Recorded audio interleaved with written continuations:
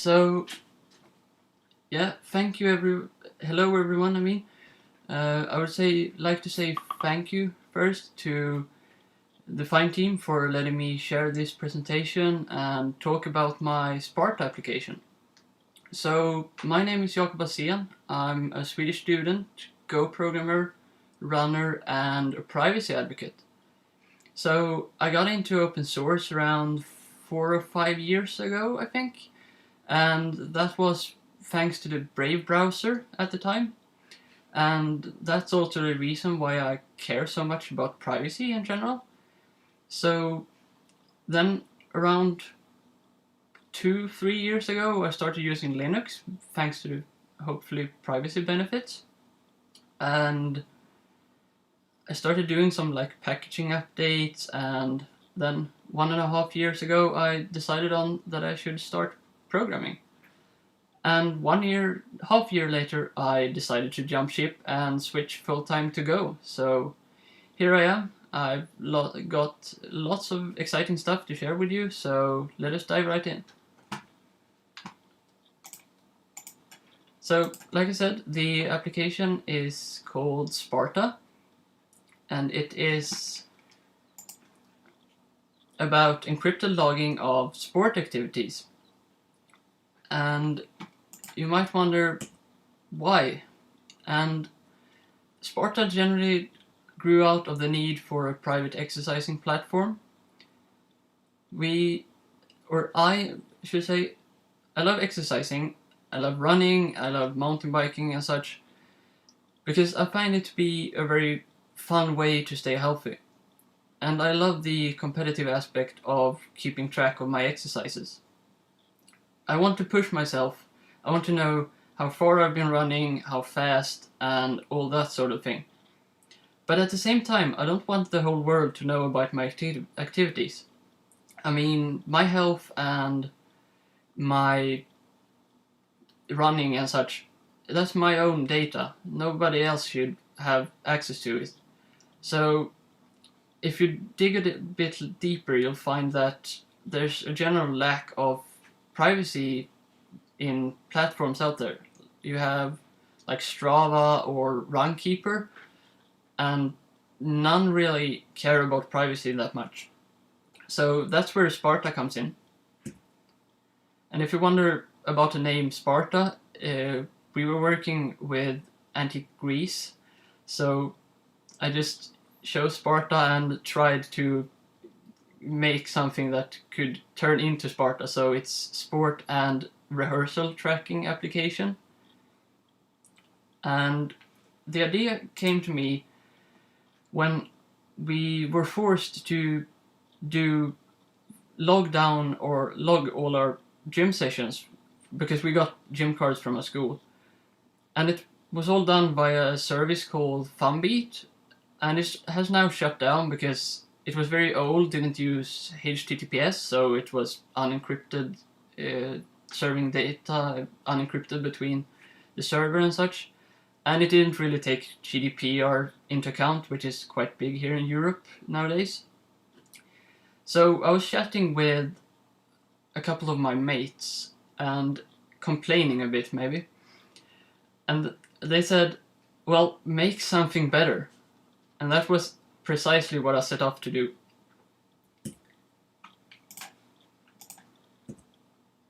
And like you might understand, I chose Fyne for the development. But why is a totally different question to ask, so let's dive into that. I decided quite early on that I wanted to make a native application because I wanted to minimize like internet traffic, because I find it to be possibly another attack vector to analyze traffic going to and from computers and such. And let's be honest, I had no idea about how web programming worked, so it was just easier to start with a native application.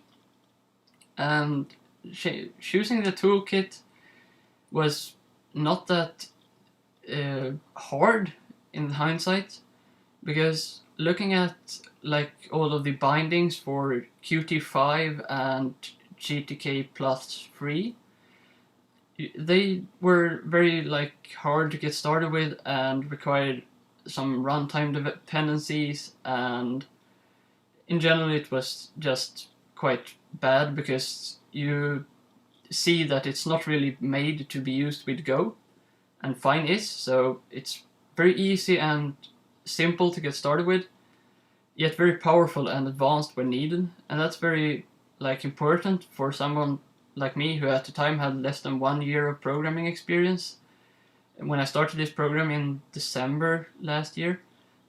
And then as I grew and got more development experience, I could use more of the advanced features. So I love Fyne for how easy and good it is with the advanced features. And it also allowed me to generally do some rapid prototyping without much effort in general. So more on that on the next slide. The first prototypes of the application were very basic.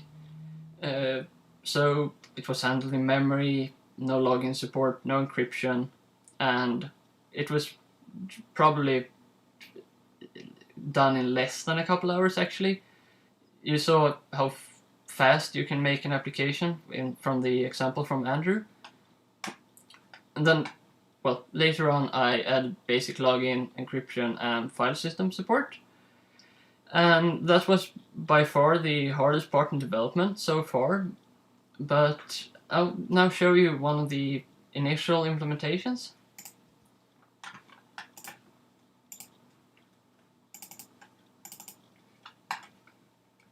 So this is the beginning of Sparta. You just type in a username and a password, and this old prototype login support just had support for one user, and if you typed anything else in, it would error. So it was very basic, and it was just a VBox, and the topmost slot has a button, and below that it's just a big label that expands when you add new exercises. So you press the button, you get a dialog where you can type in the information about it and then press submit, and you're done. So carrying on here, the next step in making the application better was to add a user-friendly interface, because let's be honest, the first interface wasn't that good. And well, when making an interface, you need to take into account that it should be easy to use and understandable to the user. They shouldn't need to have a big handbook about how to use your application. It should make sense, as if they had used the application before. And it needs to be stylish. I mean, it's 2020, we can't really make an application that looks like it's from the 90s, right? So I decided on using tabs, and thankfully Fyne has great support with built-in material design icons in the theme package, and that just makes the whole application look 10 times better in my opinion. So I'll show one of those implementations.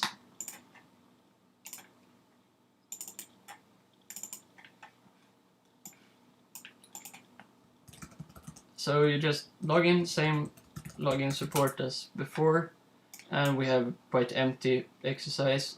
Like I said, we're prototype at that stage. So we have the activities homepage where it's still a label, but you have the little home icon, and there's an add activity tab where you have the date and all the stuff you need here, and also sets and reps if you're at the gym, and a comment field, and a console so you can clear out all fields. And this is just a form widget in the Fyne toolkit. And then there's settings. You can change theme between light and dark, and like you see, it just switches the colors of the icons automatically. Very nice. And there's support for changing passwords and removing all activities. So yeah. And, well, you might realize that there's also a need to share data between devices. Let's say you take your phone with you when you're going for a run. You then just type in what you've been doing and you have it saved on your phone. But you don't really want to type in the exact same thing on the Sparta on your computer because, well, you don't want to type it twice. So that's where sharing or synchronization comes in. So I looked around trying to find something that I could use to make this easier, and I used the wormhole implementation in Go called Wormhole William. It's end-to-end encrypted local file transfer, and it's made by Peter Sanford. You can find it here on his GitHub. It's a great product. Next up was just making what I see as the perfect login screen. I wanted to look good on like all platforms and not just on desktop. So thanks to the right ones run everywhere philosophy that Fyne has, as long as you can compile to the right target, it's quite easy to use it everywhere, and it should look good everywhere too.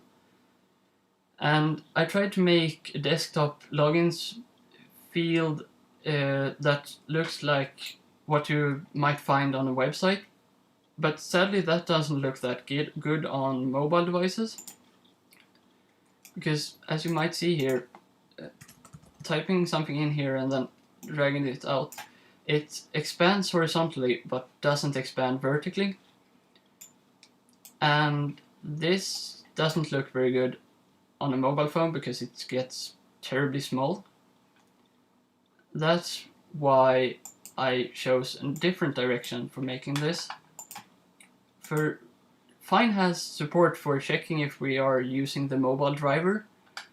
So what I decided on doing is we're checking if we are using the mobile driver, and if we are, we will then just use a totally different layout. It's the same VBox here in the middle, but instead it's a grid with these 3 slots where top and bottom it has like spacers from the layout package. And as you see here, when we resize it, it looks much better on a mobile phone than what the original implementation did.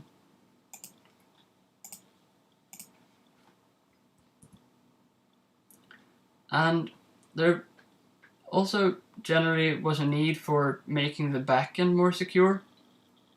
The first parts of the application were very basic, and it needed a total rewrite of the backend code, because in the beginning it was using SHA-256 for hashing the password and username, and that's not really cryptographically secure because SHA-256 isn't a key derivation function or algorithm for that matter. So I switched to using Aragon 2, which is generally said to be the best in class at the moment. And I've always been using AES-256 encryption, which is generally like military grade standard. And of course I need to use a good implementation to minimize the risk of compromising data. Because right now it switches the encryption keys on each application restart, and I also at the time also added support for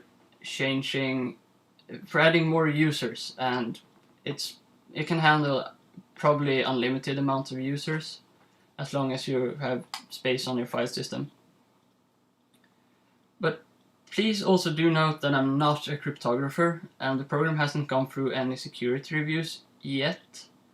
I hope to get some in the future if there's enough people that want it, and if there's interest, I'd say. But speaking about the future, what's the future of Sparta? Well, I'll be releasing it as open source under the GNU Affero General Public License. It will be free as in freedom and free as in no cost, and it will always stay free. And it will be available at github.com/jackals/Sparta. It's still work in progress, but please take a look at it if you want. It's not open source yet, but I will do that just after this presentation. I also have some plans and wishes for the future when it comes to features inside the application. I'd like to implement a custom widget for displaying exercises, because right now, like you said, saw in some of the earlier prototypes, it's just a label with some fancy text added, and it doesn't look all that professional, in my opinion, but it works. And I'd possibly like to get an exercise recorder with timer and maybe some GPS support, so you can just press start recording an exercise on your phone and then go for a run or something, and it will keep track of how far you've been running and such. I don't know how easy that is to do in Go, and depending on mobile platforms, iOS and Android, but it would be fun to get that implemented. And some statistics support to show you what you've been doing with your exercising, to possibly give some more source of trying to push you forward wanting to do more exercises. I actually have an old prototype of that, so it's very work in progress, but it's something at least. Don't mind that red screen, it's fixed with latest version of Fyne. So here's just a pie chart of showing you what kind of exercises you've been doing in the latest month. This is just some testing thing, it's nothing special, and it's all in Swedish, sorry. But running on the treadmill, some normal running, a gym session, and yeah, some swimming. Medley is just a place in Sweden, a company. So you'll find that this is what you've been doing with your exercises. And this is the current version of Sparta. So you can create a new user, just log in, and you'll see an exercise here. You can add exercises, synchronize, and version 1.3 of Fyne has text wrapping, which is nice, and don't mind the flickering there. And settings, basically the same. You can change username also now that there's a need for it when you can have multiple users, and an about page.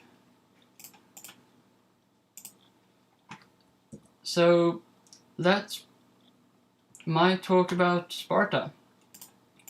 Thank you everyone for listening.